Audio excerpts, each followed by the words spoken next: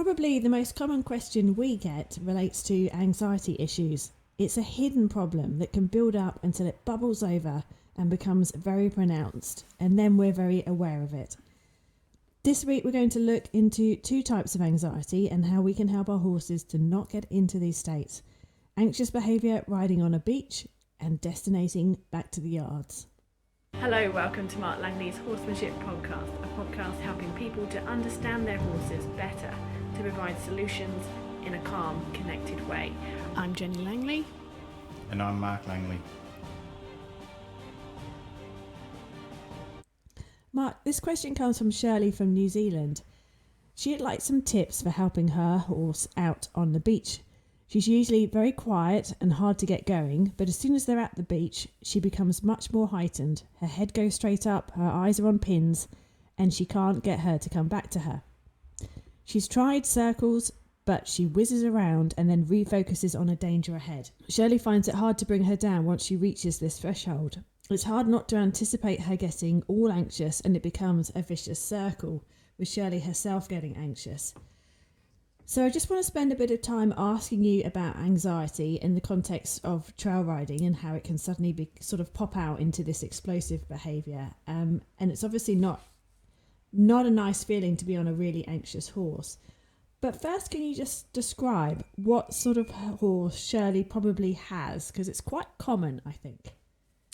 Yeah, well, I guess the real bit of the question that makes a lot of sense in why her horse is kind of exploding at the beach is she's usually quite dull and unresponsive, a bit hard to get going.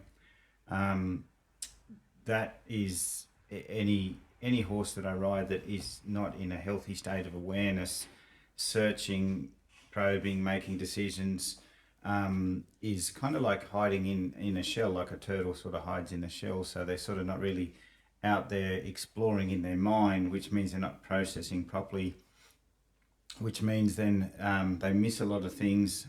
We tend to carry them a little bit too much with our legs and stuff to keep them motivated and going, but the legs actually end up just keeping them going. It's not actually the fact that the legs are motivating them, because they're not actually, if our legs motivated our horses, we'd squeeze them once and then they just travel and go towards their thoughts. And in going towards their thoughts, they're processing their environment as they go, so they're not missing anything. So as they get closer to a beach or something like that, they sort of have processed the journey there, I suppose, because everything they're aware of.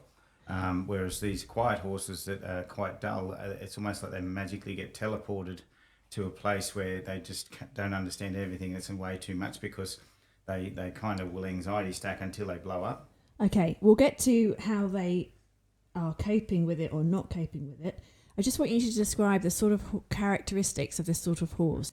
I think where people sort of get confused in this scenario is when they go out to do stuff with their horse, they generally fairly easy to do things and they seem very calm. So a lot of people will get a bit sort of bewildered when their horse blows up, because the horse is calm and relatively easy to deal with, easy to saddle, seems easy to lead around and stuff like that. So it seems quite an extreme change from being calm to suddenly blowing up at a new environment. Because they can be quite quiet, and it's presumably not really showing too many problems. You can get the saddle on them, you can ride them. That they're not sort of they're not crazy, they're not all over the place. It's just when you get them to a certain point, then all of a sudden they're really hard to handle. Is that right? Yes. Yeah. Basically they're just they're quiet, but there's nothing, in certain environments there's nothing really to think about or worry about. I've had the saddle on so many times, and generally they're undisturbed by certain things, or they're hiding away and they're a bit shut down. That's the thing we've got to sort of look into. Okay, so then you get to the beach or the environment that's quite anxious for them. What's the typical sort of anxious behaviours that you see horses doing when they're in that sort of heightened state that she describes? Well, they just get overwhelmed. Like, they gaze off into the distance, all the little things out there, like there could be something in the distance they spot, they stare at, they over worry about the things. And I mean, mind you, a beach is a scary experience for a horse, because you can see those waves coming in, especially out, waves around the coast of Australia. There's big crashing waves. So I'd expect a lot of horses to be to be nervous. But some of these horses don't even need a beach. They just go out in a new environment, and then all of a sudden they hit their threshold, and they're just gazing off into the distance. Some just gaze hard. Some are just spooking at everything. They get quite rushy. They won't stand still, very fidgety. You're trying to get on them. You got on them 1,000 times at home, but then you try and get on them in this new environment, and they won't stand still. And they're just, it's almost like they're suffering from paranoia, where everything's going to sort of, get them, and they can't really, they haven't got one problem that they can really focus on. They're just like worried about everything. And then what they do quite commonly is they're going to seek out the last place of safety or to follow something safe. So that's where they get very, they hook onto the other horses and want to follow them, and they won't lead away from the other horses. They just want to sort of stick in a group, some of them. Okay, so once they're in this highly anxious state, it's really hard to control their feet, and obviously, if you're sort of looking for it, very hard to control their mind. They're sort of here, there and everywhere with their thoughts, or very strongly in one particular place with their thoughts, and that is not with you and what they're doing with you. So they're seeking some kind of safety, I'm guessing, as a compensation for the threat that they now feel exposed to. Is it likely then that they've been carrying anxiety at other times? So it's not like they've just got to the beach and they're suddenly anxious. Is it likely that they were carrying anxiety well before then, but it was hidden? Yeah. I was actually just having a conversation with a lady just on an online lesson about her horse, and she's struggling with very similar things, and just looking at the history of a horse and how it is in general. It's quite dull, quite easy to do things with. But they're like, when you look at horses, there's horses that tend to want to solve problems, and there's horses that just kind of go, oh, too much, I'm just going to sort of just go a little quiet and maybe shuffle over with my mum. It starts off when they're babies as well.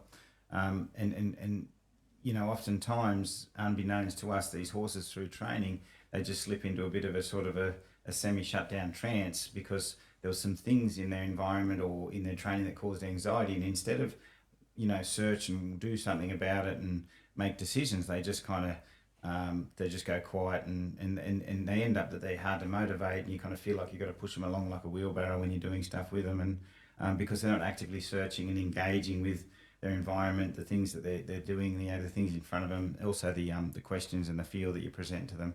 So they tend to feel dull because you're kind of carrying with pressure all the time, and yes, they carry anxiety because they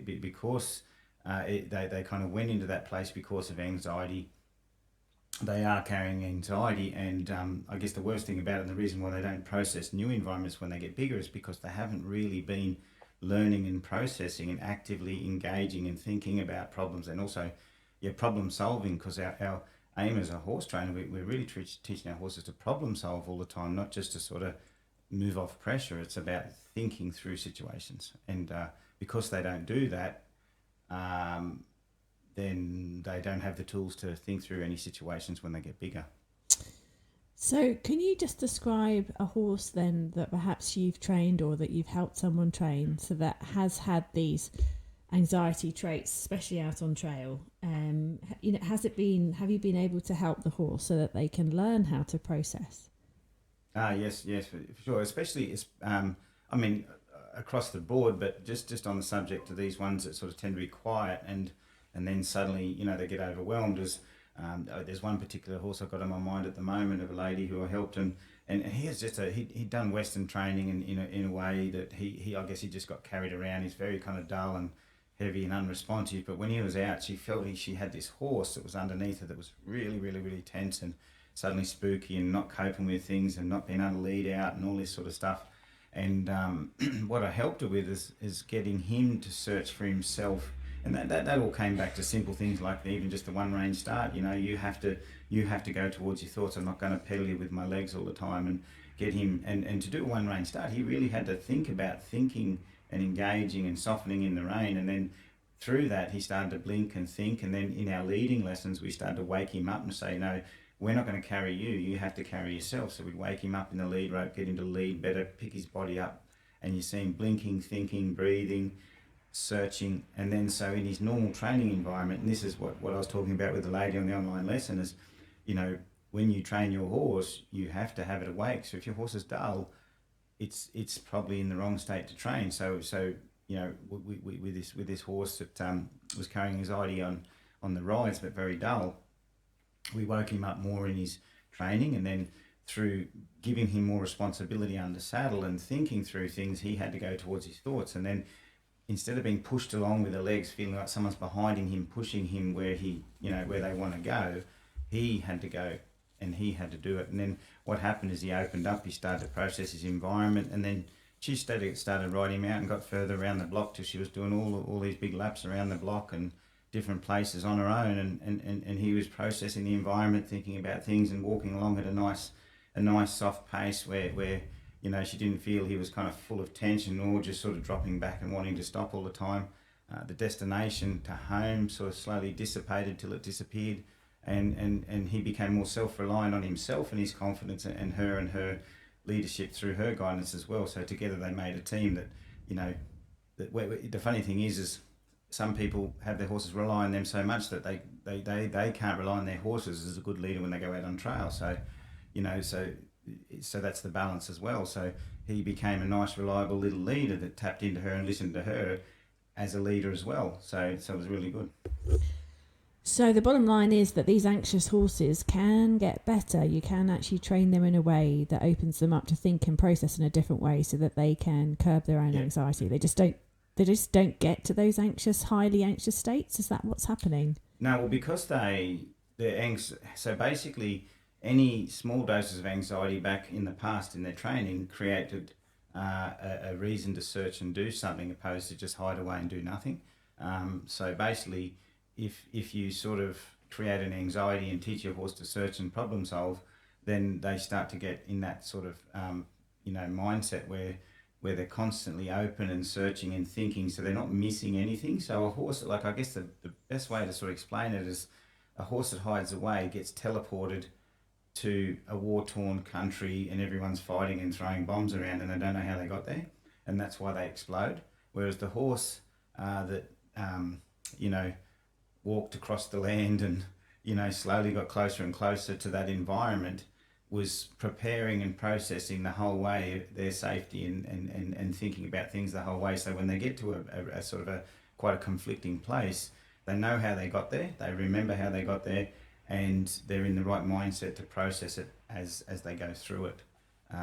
Whereas the ones that sort of hide away, it's like a teleport. They just suddenly end up in this new place, and they don't have the tools to it's like going to that war-torn environment with a water pistol and going, what am I going to do? I can't even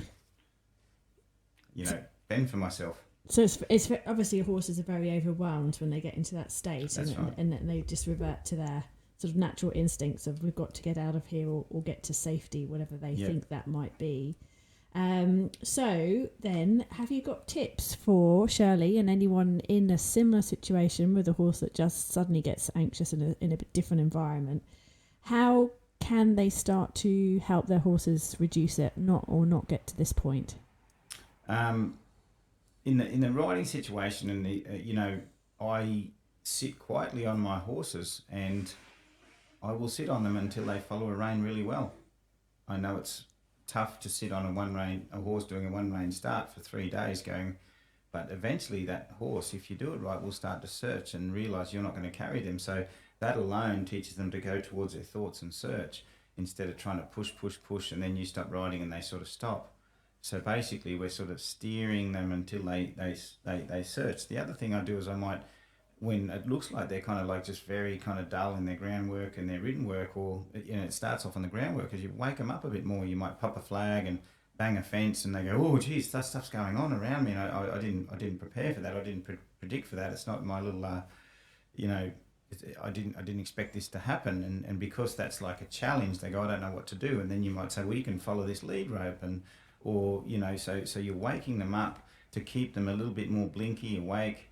And I know this sounds a bit sort of strange for people, but you're actually bringing the anxiety up a little bit to get them to process things while they're a little anxious, instead of just sort of dropping away and hiding and storing anxiety in a different way.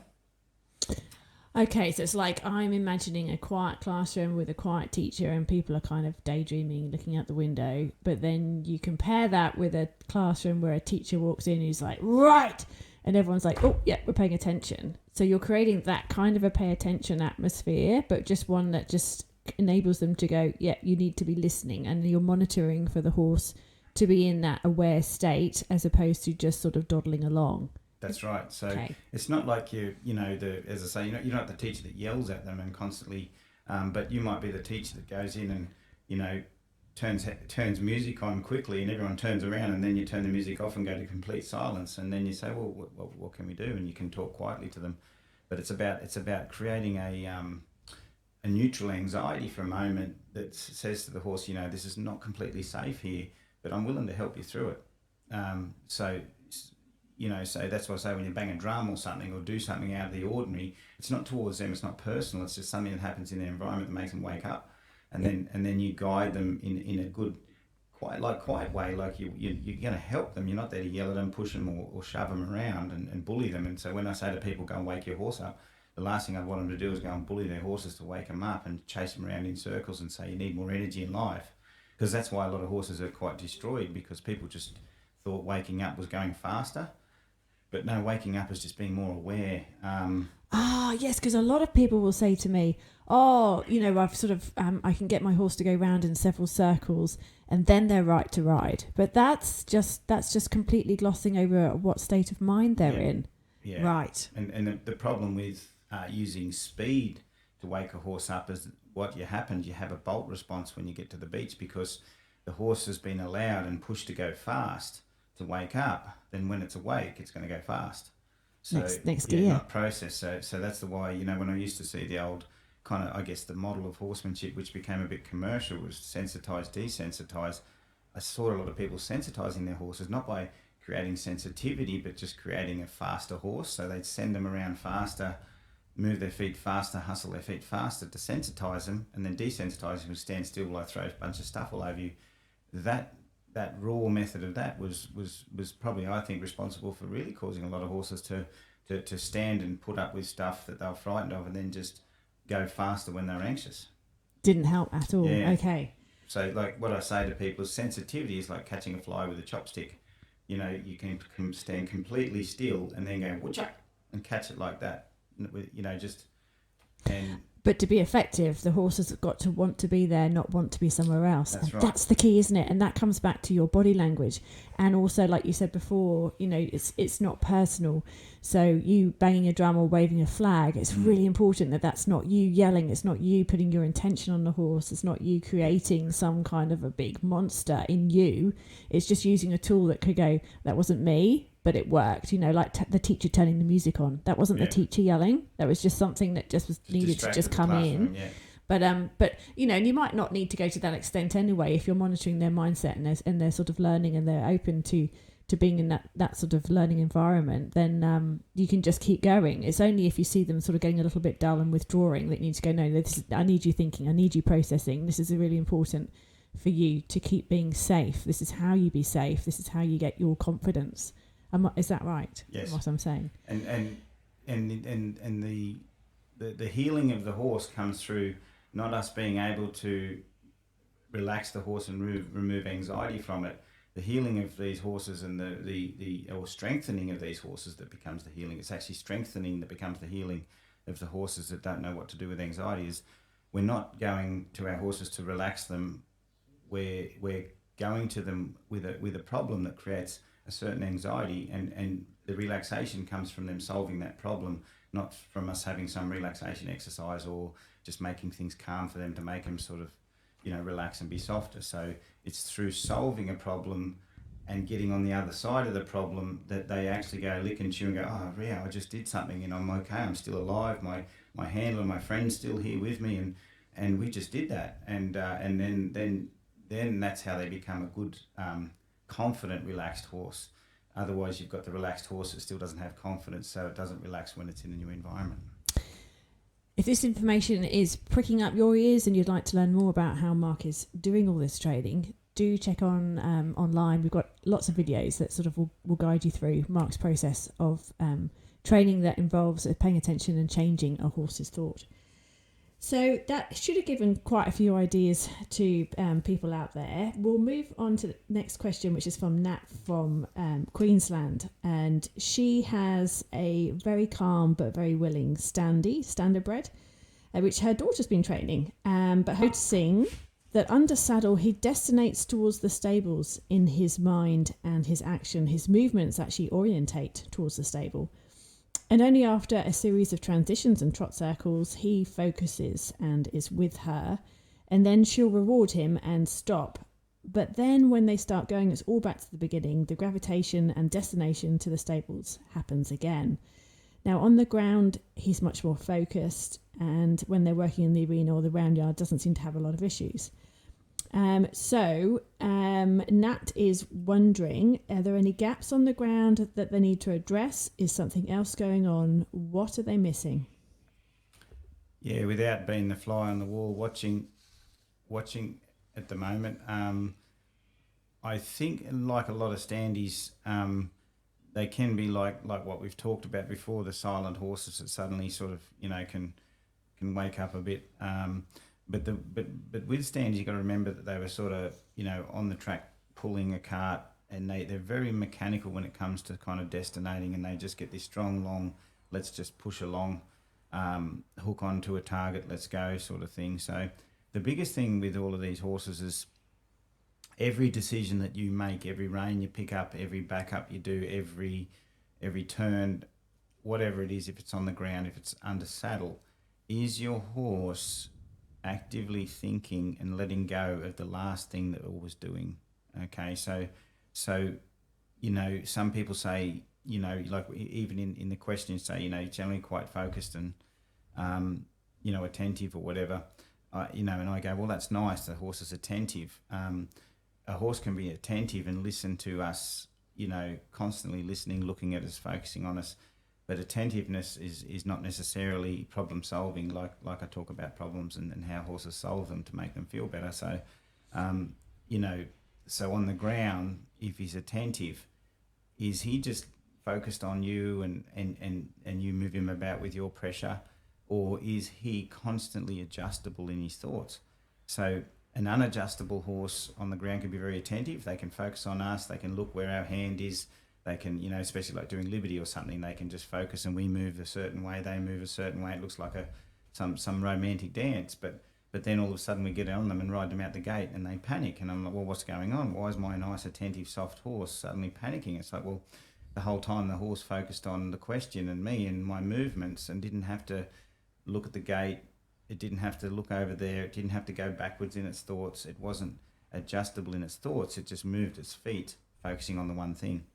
So what you've got to look for in your groundwork and your riding is the horse letting go of a thought, taking on a new thought, letting go of a thought, taking on a new thought. So an example is I'm riding in the arena, horse is going pretty quietly, but then all of a sudden it looks over to the corner and then you can feel it drawing to the corner. When I pick up the rein and I turn left, I might turn 90 degrees left, okay? Now, when I loosen on that rein and say, I'm offering a straight line, I felt my horse still tipping off to the right as I loosened the rein. That means the horse just turned 90 degrees in its body, but it didn't let go of the corner in its thoughts. That little drift means I picked up the rein for so many seconds, made quite a big turn, but the horse didn't take on a new thought, which means it's not adjustable in its thoughts.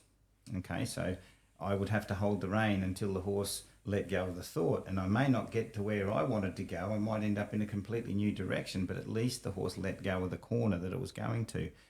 And an example is I'm riding along, my horse looks at the end of the arena and it gets a bit of a faster walk. If I pick up two reins and back it up, did that horse let go of the back up? Did it back up until it was thinking backwards and walking backwards, and when I loosened the rein, the horse was completely centered in the standstill with me that I put it in? Or does it suddenly creep out and go to the gate? Will go to where it was looking before. And when I ask it to walk off, does it walk off slowly, or does it go back to that speed and think to the end of the arena a bit? So it doesn't matter if it's a left turn, a right turn, a back up, whatever you're doing, it doesn't matter if it's groundwork. If I'm standing in the middle of a circle and I'm leading my horse to go out around me, and it's a horse that needs to think different things, do I get it to look out and go towards its thoughts away from me? And then when I bring it back, I bring the horse's thoughts back through the rein, and then it thinks towards me and comes back. So in that transition, it went out with its thoughts, and then I picked up a rope, it let go of the out thought, and it came back in with the in thought. So whereas another horse could just go out focusing on me and go all the way around and focus on me the whole time, as I said before. So what you've got to look at is your horse very adjustable all the time in your fairly calm, safe environments?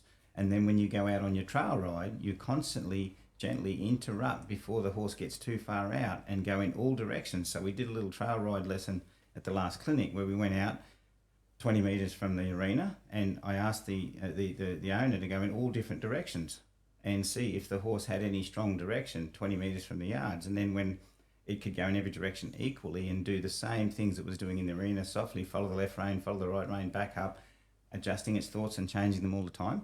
Then we went further out. So you might get 100 metres away from the yards and test your horse to see if it'll go in all directions without hooking on and targeting in any one of those directions. And you just keep constantly seeing if you can get them adjustable, and then you might take them home again, and then say, look, I take you home, you don't take me home, and then go out again, until your horse is interruptible 5 kilometres from home and doesn't get onto any long, strong thoughts that it hangs on to. So she's got to really sort of go back to perhaps tiny, where she loses him on a really small level that she might have just been not reading. So, at the moment he gets the long thoughts, and then when she is training him, just making sure that he is actually letting go of those long thoughts properly, and then increasing the amount of time that he can let go of those long thoughts. So the more he does it, the easier it will be for both of them. And then, of course, you try and do that further and further away, because that adds another level to it. But you build it up in increments.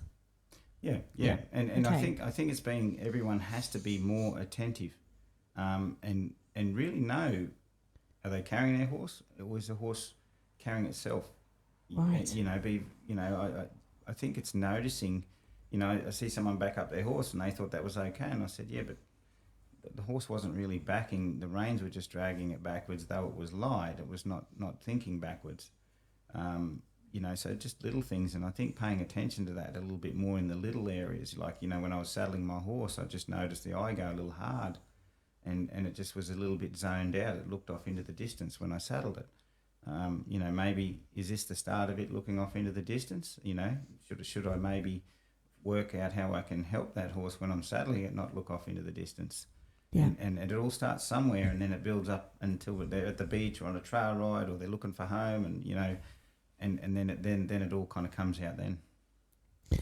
And also paying attention to proprioception, how much are they paying attention to their environment and you, not just focusing on you, because of course a focus on you can also be a shutting down of what's happening in their environment that can also cause problems. Yeah.